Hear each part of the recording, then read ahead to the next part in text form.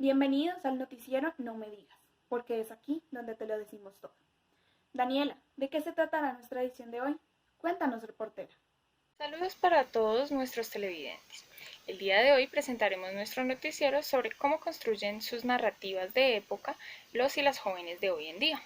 Para desarrollar una narrativa de época en la que nos desarrollamos, construimos nuestras subjetividades y consideramos necesario conceptualizarla por medio de algunas categorías que surgieron a partir de distintos ámbitos que inciden en la construcción de la misma para nosotros, las y los jóvenes de hoy en día.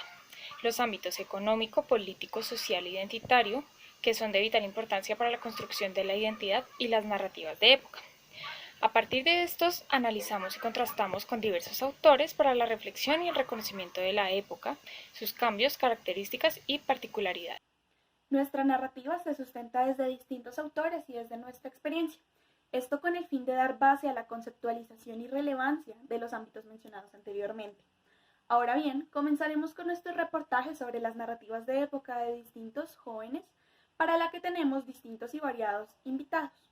Iniciaremos por el ámbito económico. Cuéntanos, Daniela.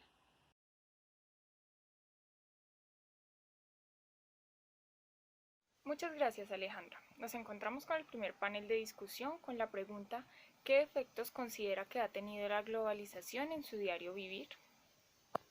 Mira, Dani, de acuerdo pues a la pregunta que me hiciste, que qué efectos ha tenido la globalización en su diario vivir, pues en el ámbito económico, lo relaciono un poco con la cotidianidad que Paula nos expone, ¿no? Pues ya que nos encontramos con una realidad donde el ser local en el escenario de la globalización se convierte en señal de degradación social, puesto que mayoritariamente el capital empieza a ser controlado pues por extranjeros. Exacto. Ahora hablemos un poco de la modernidad líquida, algo que también tiene que ver con la globalización, pues para Bauman, la modernidad líquida es una figura de cambio constante que se ata a factores que pueden ser culturales, económicos e incluso educativos, que se encuentran cambiando a una velocidad vertiginosa donde ya nada es estable y se busca satisfacer las necesidades del consumidor según su estrato socioeconómico. La metáfora de la liquidez intenta demostrar la inconsistencia de las relaciones humanas en diferentes ámbitos. Las redes sociales juegan su parte en ello, ya que nos permite comunicarnos con los demás. Y es aquí donde entra el ámbito económico, ya que el consumismo está siendo una de las características más representativas de la globalización, y junto a ella han llegado cambios que irrumpen y cambian el diario vivir de las personas. Marco Raúl Mejía nos hace un acercamiento a lo que es la globalización y con esta sus principales características. Primeramente nos habla de que no podemos resistirnos a este proceso de globalización, ya que esta es vista como un fenómeno natural que se deriva del proceso progresivo del avance económico, político y social de toda la humanidad. Y con esto cerramos como un poco acerca de nuestros aportes sobre el ámbito económico y cómo este media nuestras narrativas. Angie, ¿cómo se ve este ámbito en el tecnológico?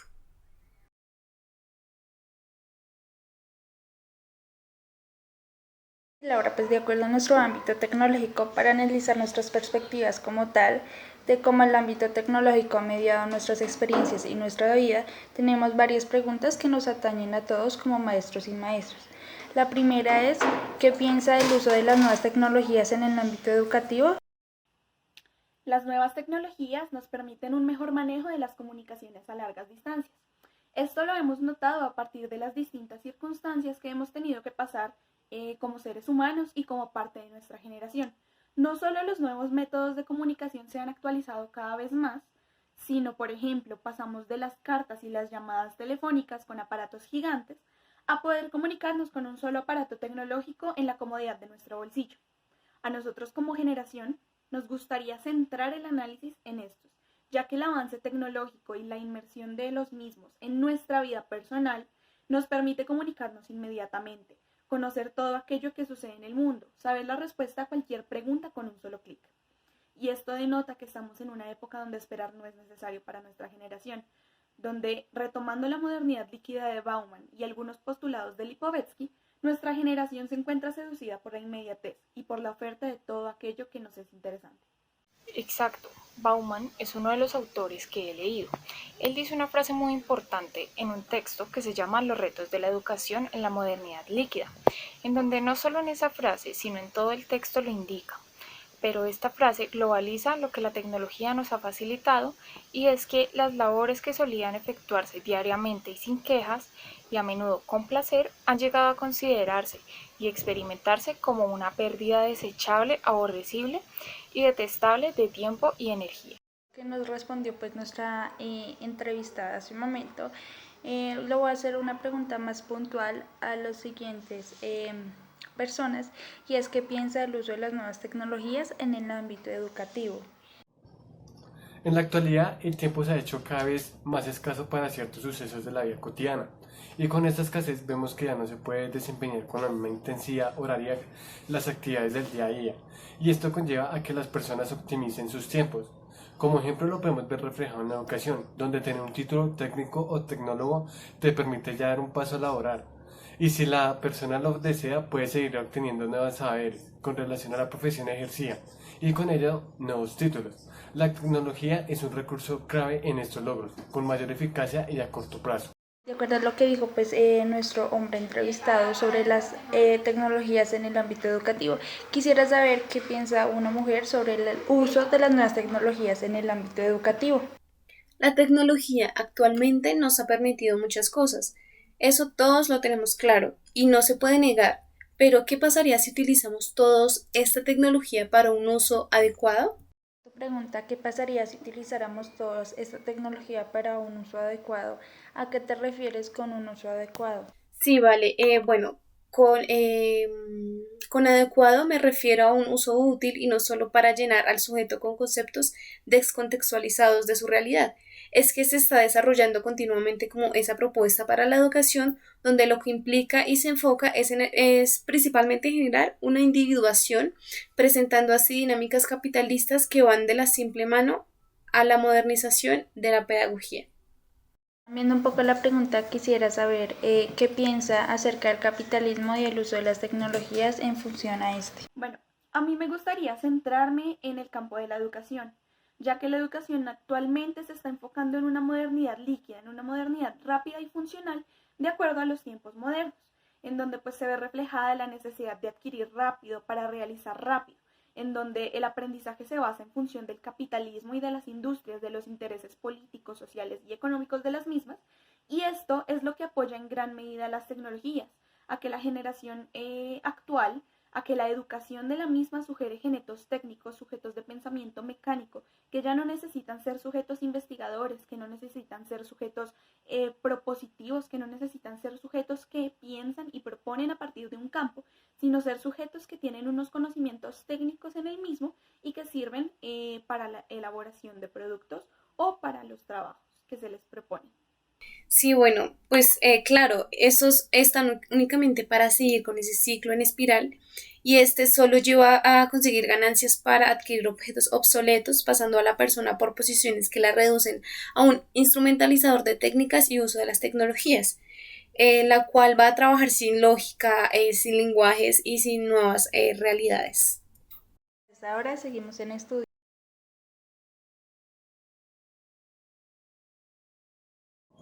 Para esta sección nos enfocaremos en el ámbito identitario. En estos tiempos la identidad comenzó a dar un giro, donde vemos que todas las personas ya tienen más libertad para poder expresar sus gustos y objetos que hacen que tengan una identidad. ¿Cómo evidencian ustedes estos elementos identitarios? Con el ámbito identitario, pues dentro de algunos textos que he leído de Lipovetsky, pues encontramos que nos mencionan ciertos objetos o aparatos por el cual las personas sienten una seducción por ellas, y esto hace que los elementos que estos representan hagan que las personas se sientan identificadas dentro de ellos. Dentro de esto también encontramos que las familias tienen elementos que hacen que estos hogares tengan identidades propias, en caso como los medicamentos, que Lipovetsky pues mencionan algunos textos que las personas pues dice que sienten gusto con los medicamentos pues naturales, y esto hace que las familias tengan una identidad histórica con base a los medicamentos ancestrales. Dentro de la globalización del consumo, también podemos encontrar que los elementos que salen al comercio pueden ser elementos por los cuales las distintas personas tengamos atracción o sintamos que representan nuestra identidad. Esto hace que las empresas se encuentren constantemente fabricando o mejorando características de sus aparatos tecnológicos como pueden ser los celulares, los televisores, las cámaras fotográficas, entre otros productos, que a su vez marcan nuestra identidad tanto como nuestros patrones de consumo. Es decir, nosotros creemos que bajo las lógicas del mercado somos el consumidor, pero realmente nosotros como generación consideramos y sabemos de alguna manera que somos el producto, un producto que consume productos, un producto que en la actualidad, donde las redes sociales, donde todas las páginas que visitamos en Internet y demás similares, obtienen nuestros datos y los venden a las grandes empresas productoras, nosotros creemos que tenemos el control sobre lo que compramos, sobre lo que nos gusta, pero realmente solo somos un producto que estos venden y manipulan con el fin de maximizar sus ganancias en distintos niveles, manipulando de esta manera lo que creemos que es nuestra identidad, lo que creemos que nos gusta, pero que realmente solo nos ha sido brindado por estas grandes empresas que buscan crear patrones de consumo en nosotros. Encontramos que para esta época se tiene una mirada aún predominante frente a la mujer y el hombre. ¿Ustedes cómo ven esta mirada reflejada en las carreras universitarias?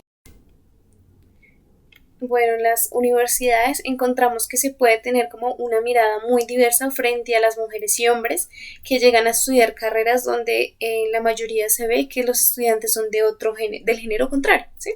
Entonces, digamos, como por ejemplo tenemos al joven Felipe, donde se creía que la carrera que iba a estudiar sería alguna ingeniería, pero su decisión fue estudiar pedagogía infantil. Más de una persona cercana se sorprendió y lo juzgó por su decisión. Y esto debido a que en la actualidad aún se sigue viendo como ciertos trabajos están estigmatizados y se consideran solo para mujeres u hombres, ¿sí? Y esto de cierta manera puede llegar a configurar todas nuestras concepciones. También vemos que se han hecho manifestaciones por el respeto al género e identidades. Sí, dentro de los últimos años que las mujeres y hombres han empezado a hacer manifestaciones con base en que se respeten sus derechos, en las mujeres vemos que se busca el respeto y la igualdad de género, que se comience a ver a la par con los derechos de los hombres.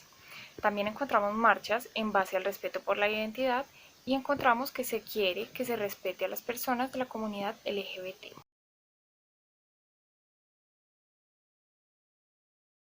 Ahora bien, referente al ámbito político, hablaremos de las implicaciones que ha tenido este en la conformación de las narrativas de los y las jóvenes de hoy en día.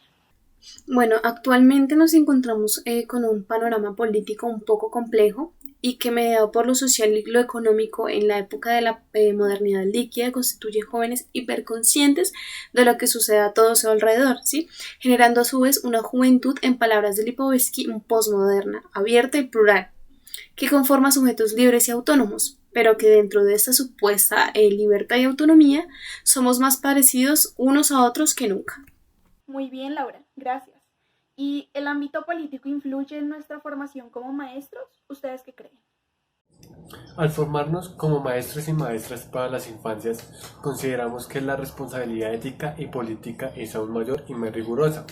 Los profesorados no somos solo simples portadores de técnicas, sino intelectuales de las sociedades que trabajamos como colaboradores de la teorización y formación en las nuevas generaciones, de sus prácticas culturales. Entonces, ¿qué reflexiones debemos trazar nosotros desde nuestra narrativa de época como jóvenes, pero también como docentes?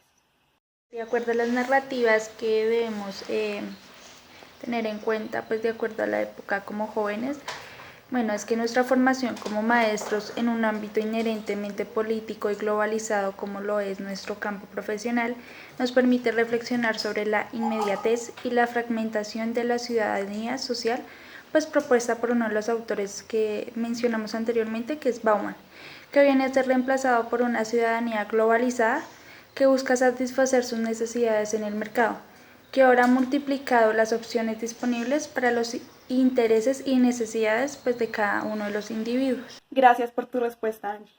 Y ahora, ¿cómo creen o cómo se relaciona la ciudadanía con el ámbito político en la construcción de nuestras narrativas de época como jóvenes de la actualidad? Pues verás, consideramos desde nuestra formación teórica y práctica que nuestro accionar o nuestro contexto político se ve afectado por la construcción que realizamos de nuestra ciudadanía y la de los demás. En palabras de Marco Raúl Mejía, el ser ciudadanos del mundo nos permite encontrar y reconocer las luchas y los escenarios en los que tenemos el deber de encontrarnos inmersos e inmersas como sujetos, nuestro accionar político y cómo el mismo contexto nos moldea, se evidencia en gran parte desde nuestra construcción de ciudadanía, que idealmente como maestros y maestras son ciudadanías activas, conscientes y críticas.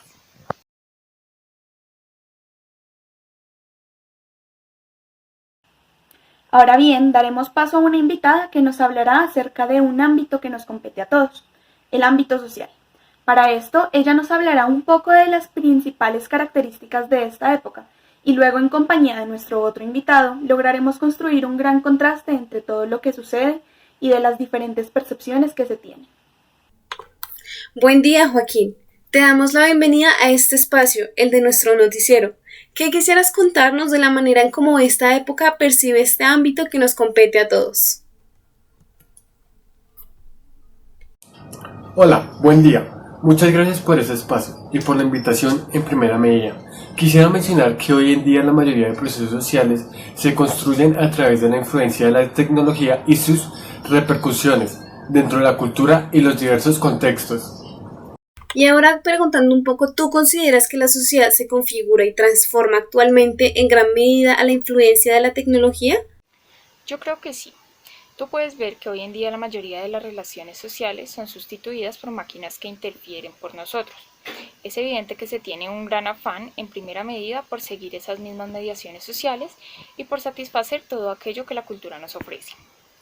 Finalizando este comentario, quisiera mencionar que este afán que mencioné anteriormente es mi segunda característica, ya que, como lo menciona Tal, el síndrome de la impaciencia y la aceleración es algo que actualmente todos logramos percibir y que nos incluye a todos como sociedad. ¿Quisieras contarnos un poco más de ese síndrome y cómo tú lo percibes en esta sociedad? Por supuesto, Tal nos menciona que esperar se volvió un asunto de inferioridad, que para todos se tiene afán, pero lo que más me cuestiono es que desde que más afán se presenta en nuestra vida cotidiana, más incertidumbre tendremos sobre las cosas, las certezas de la vida desaparecerán y todo se modificará.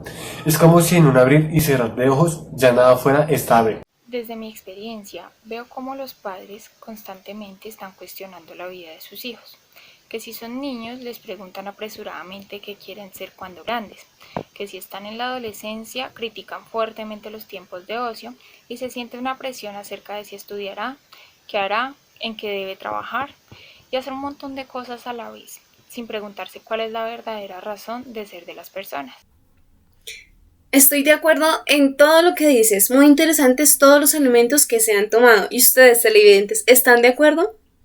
Hay un ámbito que me parece muy importante resaltar y es aquello de la seducción, mencionado por Lipovetsky, quien nos dice que a través de esa seducción se considera que se tiene una inmediatez de absolutamente todas las cosas.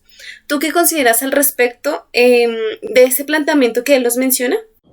Yo estoy muy de acuerdo. Nos encontramos en una época donde tenemos acceso desmesurado a todo tipo de información, tecnología y demás sucesos. Yo encuentro que hay un ámbito de consumo muy potente en todo esto de la seducción y que esto logra configurar en gran medida la sociedad, la cultura y el contexto en el que nos encontramos inmersos. Fueron muy enriquecedoras todas las posturas presentadas pues el día de hoy, desde cómo nos construimos como jóvenes a partir de las narrativas y situaciones políticas, económicas, sociales, tecnológicas e identitarias, hasta ver la manera en que éstas nos mueven y nos cambian desde nuestro papel de ciudadanos, de sujetos y de maestros. Muchísimas gracias por haber presenciado esta edición del noticiero No Me Digas, porque es aquí donde te lo decimos todo. Los esperamos próximamente para construir más reflexiones sobre los y las jóvenes de la actualidad, cómo construimos nuestras identidades y nuestras narrativas de la época.